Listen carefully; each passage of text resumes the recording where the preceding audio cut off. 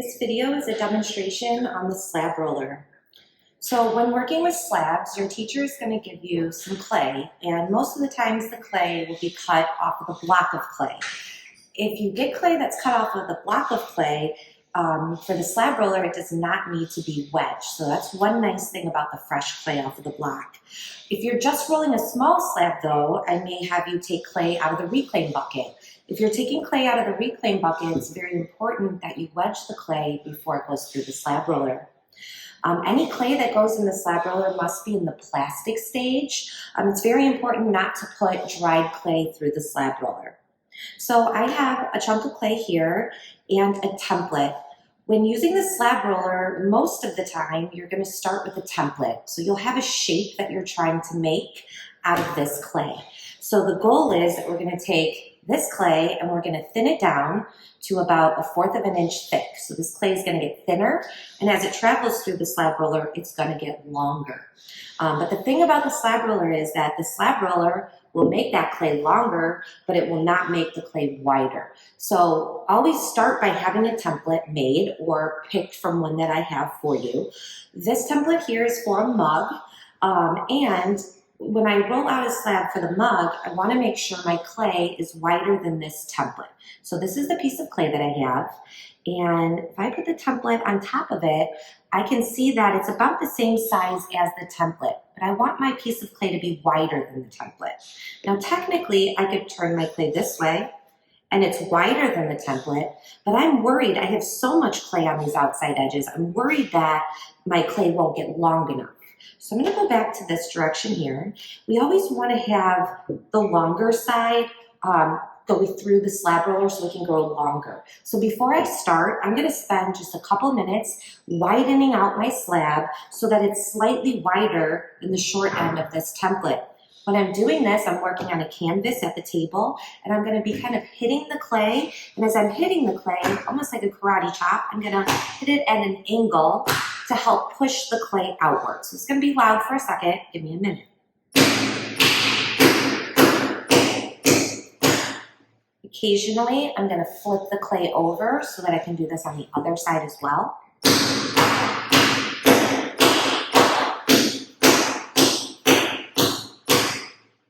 And then I want to measure. So I'm going to take my template, I'm going to place it on top of my clay. And here I can see that my clay is slightly wider than the template. Just to be safe, I'm going to make mine just a little bit wider. So 1 second.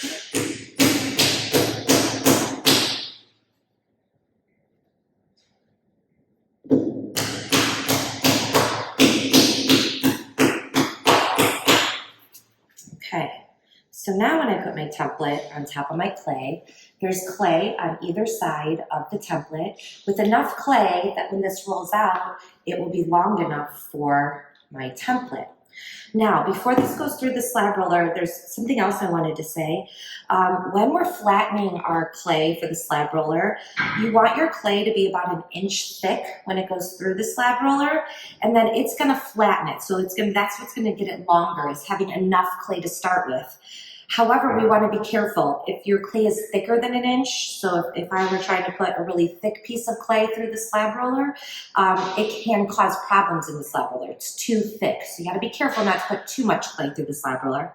But also, you want to be very careful that when you're flattening your clay, that you're not flattening it too much. The slab roller is going to make the clay about 1/4 of an inch thick, so a little bit more than half of this thickness. If you flatten the clay thinner than 1/4 of an inch, the slab roller is just going to roll right over the top of it. So my clay is pretty much ready. The one last thing that I want to do before I put my clay on the slab roller, I like to start with a squared piece of clay. So I'm just going to tap all 4 sides on the table just to get this into a more square shape.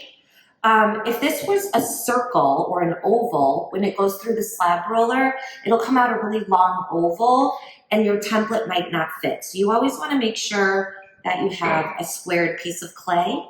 And then the last thing that I'll do at my table, the side of the clay that the slab roller is going to roll over first, we're going to make a little ramp on it. And all I'm going to do, I'm just going to use the heel of my hand, and the side that's going to go through the slab roller first, I'm just going to gently push down on that edge, making a slight ramp. And you don't need to push it down really hard where you're smearing the clay on the table, but just so that it has a slight little ramp so the slab roller can go over it. So I'm gonna go set up at the slab roller. I'm gonna introduce to you the parts of the slab roller, and then I'll show you how to roll this slab of clay. Okay, this is the slab roller. I wanna start by going over the parts of the slab roller.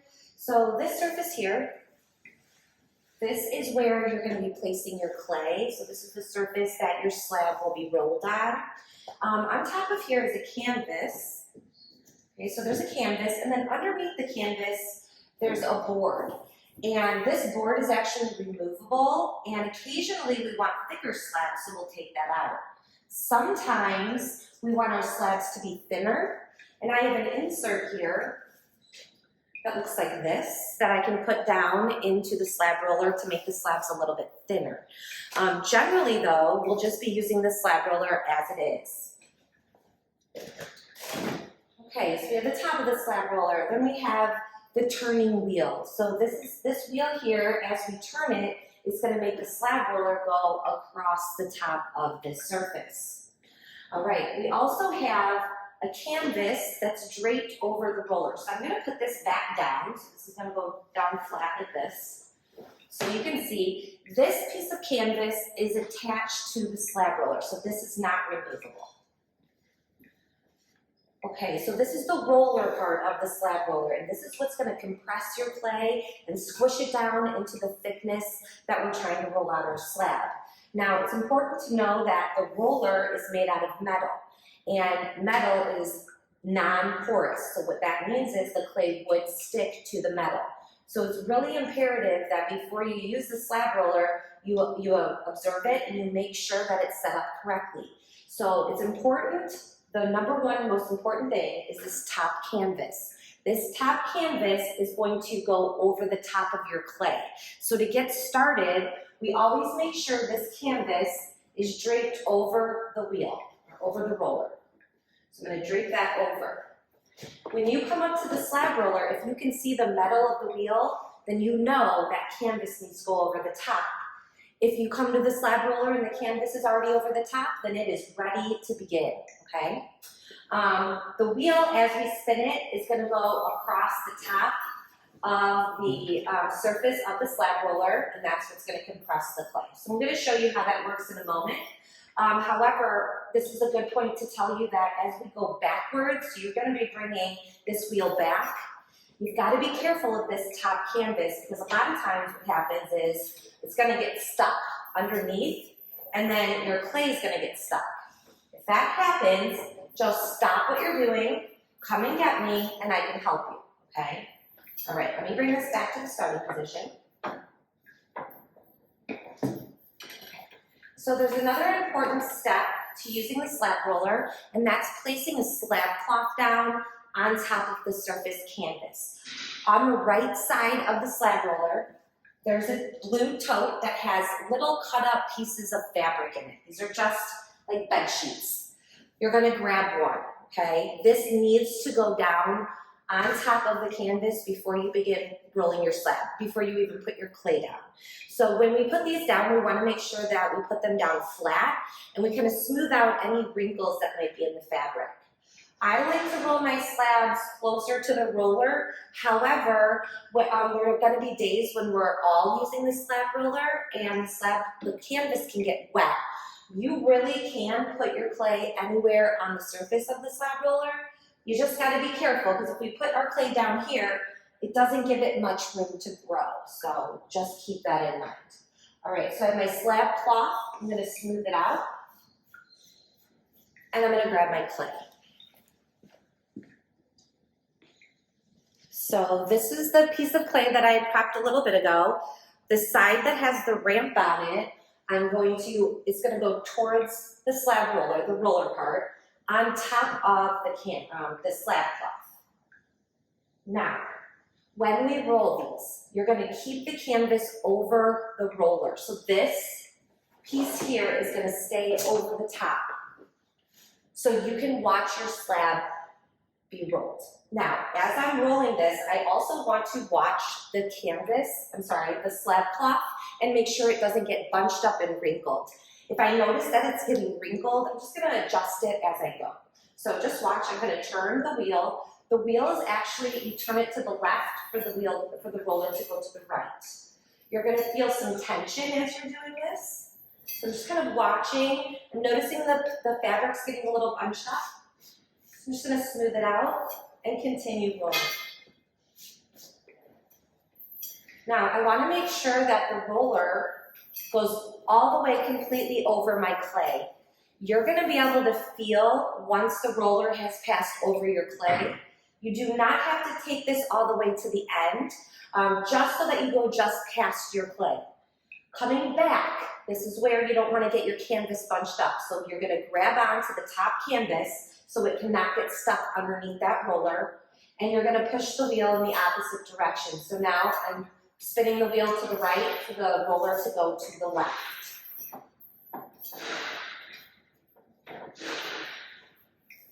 And then when you're done with the roller, if you would just leave the canvas draped over the backside of the next person, it'll be ready to go. Now, the next thing we need to talk about is transporting our slabs to our table. Slabs can be very, very tricky. If they droop at all, they're gonna warp later. And you won't know it until the clay starts to dry. So it's really important that once we roll our slabs out, we don't let them stretch any more than they already are. So we have these on the slab cloth. What you're gonna do is, you're gonna use your entire arm to carry your slab back to your table. What we don't wanna do, we don't want to be carrying it like this in between our hands where the slab is drooping. So instead, what you're gonna do, you're gonna take your whole arm. You're gonna pick up one side of the slab cloth and slide your arm underneath, like this. So you're holding on to the slab cloth and it's resting on your arm. You're gonna carefully take this back to your table. When you get to your table, it's very important that we get the slab cloth off of the slab before we do any cutting or anything. So what you're gonna do is, you're gonna take your other arm. It's gonna go on top of this slab and you're gonna just turn both over. So now that the fabric is on the top and you can easily peel that off, your slab is still being supported by your arm, and then you'll be able to take this back to your table to begin working on your project. Your slab cloths, leave back or bring back to the slab roller.